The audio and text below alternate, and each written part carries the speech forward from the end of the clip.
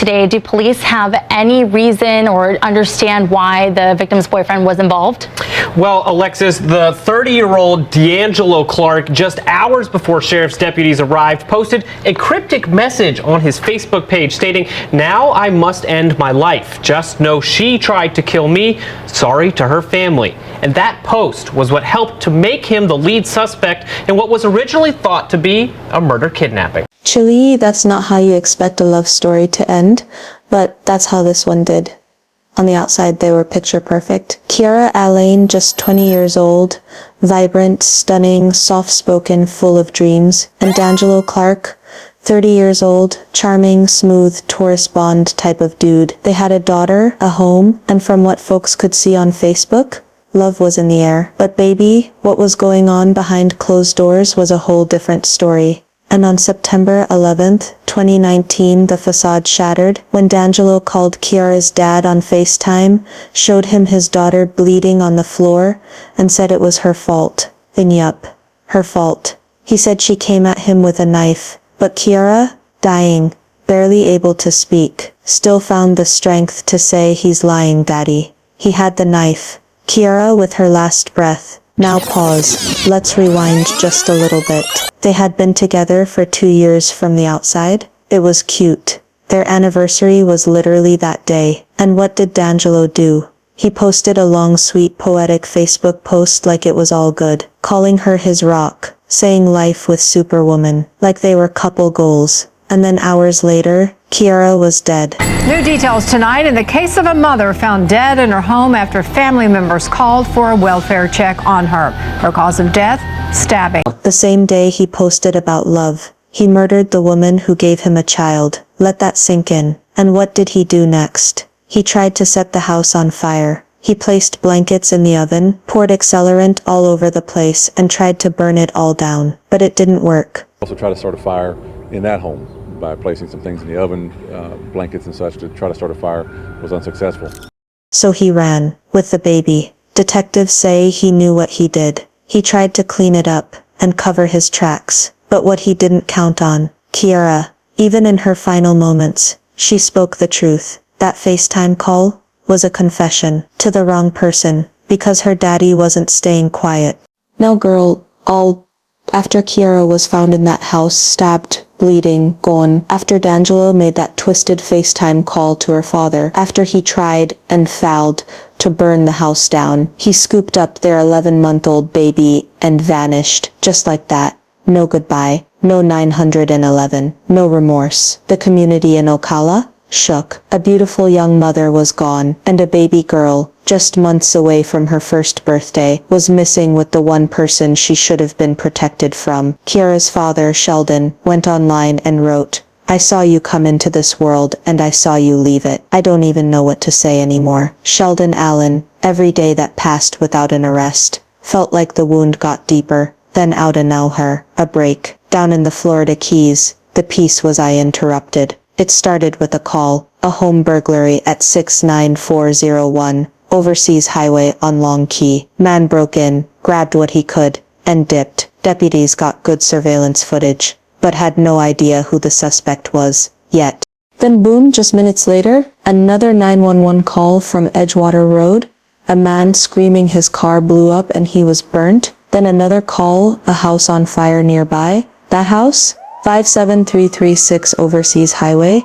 The fire, started by a Mazda CX-7 SUV, the same car D'Angelo had been driving. Deputies put it together real quick. That wasn't just some random thief, that was D'Angelo Clark. And girl, let me tell you, it's like the universe, or maybe even Kara's spirit, was not gonna let him get away with it. He broke into a home, then his car exploded, then the house caught fire, and he ended up burnt and screaming in the street. Talk about spiraling. They had to airlift him to Ryder Trauma Center in Miami. Set the home on fire, his car on fire, and understand he even burned himself. Detective Mario Benedetti flew right beside him, holding that warrant for murder. And when D'Angelo opened his eyes in that hospital bed, he wasn't gonna see freedom. He was gonna see cuffs.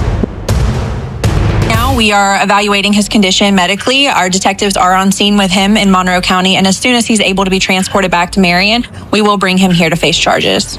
But even with D'Angelo in custody, the pain was just beginning. A young mother, gone, a baby girl left to grow up without her, and the truth, that perfect relationship was never perfect to begin with. Let me take you back to when the red flags started waving, to when Kiara cried for help, but never got it, and how love can hide the kind of pain that kills. It didn't start with blood, it started with butterflies. Kiara was young, sweet, and full of big dreams, fresh out of Trinidad and Tobago, trying to build a life in Ocala, Florida, working as a nursing assistant and dreaming of becoming a nurse. She was a giver, a lover, a light. And then she met D'Angelo Clark. He was 30, she was barely 18. But he was charming, smooth, funny, the kind of man that made a girl feel seen. Soon they moved in together, started posting lovey-dovey photos on Facebook, and in November 2017, he made it Facebook official, something about this Taurus bond that can't be broken.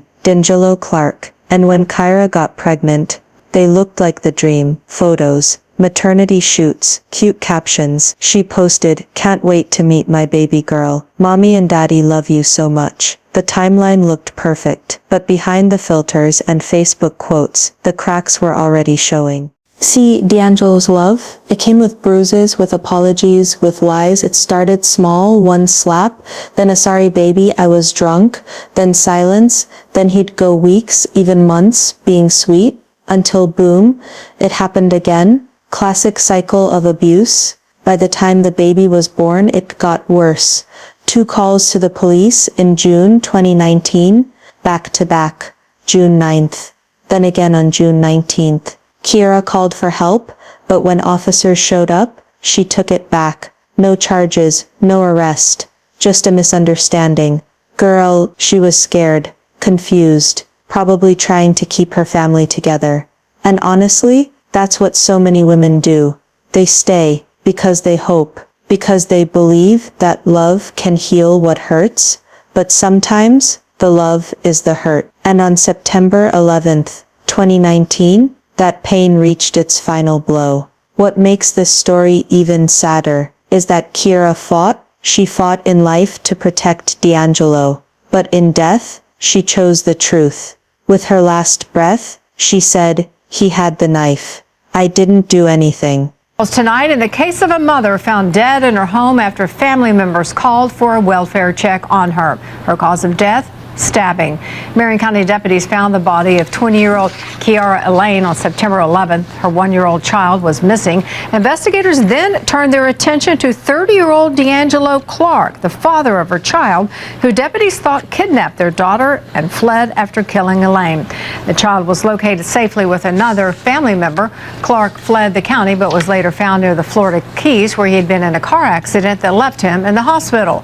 Clark remains hospitalized tonight, where he's expected to remain for some time, after which he will be brought back to the Marion County Jail.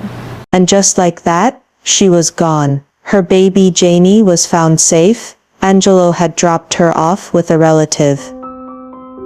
Now that turned my sadness into joy, because he could have, hurt her as well.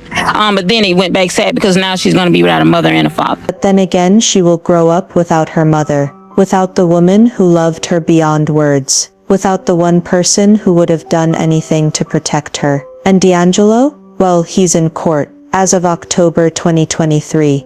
No verdict, just delays, paperwork, and silence. But the family, they still cry, they still pray, they still remember. Because the real tragedy wasn't just the murder, it was how long Kiara had to hide her pain just to keep the peace. We're closing this out, because some wounds don't heal, they haunt. And justice, sometimes it moves slow, but it moves. So let's be real. Kiara's story didn't end with the handcuffs. It didn't end in that hospital room in Miami. And it definitely didn't end in court, because for her family, it never ends. Her father, Sheldon, still posts tributes every year. I look at my front door sometimes and think you'll walk through it, but you won't. You're gone. I just love you, Kiara. Sheldon Alleyne, her mother, told Newsday, "It's a feeling that never goes away. When you lose a child, a part of you is gone. It's unfair. It's unbearable." And her friends? They haven't stopped grieving either. She had so much love, It hurts that she had to go the way she did. Keegan Smith. Friend, sometimes I flash back. I still go to her mom's house. It's like my second home. Ezra Sutherland. Childhood friend. They talk about her the way you talk about someone who lit up a room, who made people feel seen, who was kind to everyone. That was Kiara. But the truth is, there are thousands of Kiaras out there. Women who smile online, post photos with the man they love, raise their babies in silence, while hiding bruises in the background. Sometimes it's physical, sometimes it's emotional. But pain is pain. And what happened to Kiara is a reminder that not all violence looks like a punch. Sometimes it looks like control, like manipulation, like I'm sorry baby, I'll never do it again. Until one day, he does. So now, D'Angelo Clark, the man who once posted about his superwoman, is sitting in prison for life. On July 7th, 2023, a Marion County jury found him guilty of second-degree murder and arson.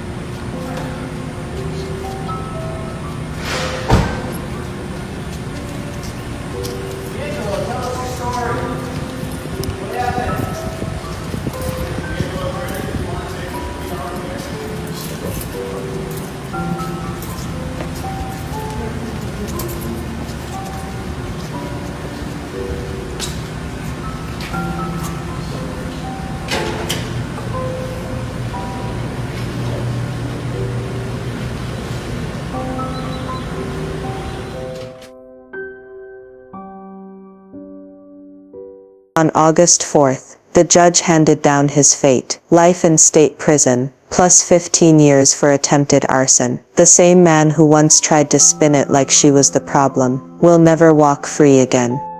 If you made it this far, here's what I need from you. Say her name, Kiara Alleyne. Share her story, not just because it's tragic, but because it's true. Check on your strong friends, the ones who smile the most, because sometimes the loudest laughs hide the deepest scars. Like, subscribe, share this video. We'll see you in the next one. Stay safe.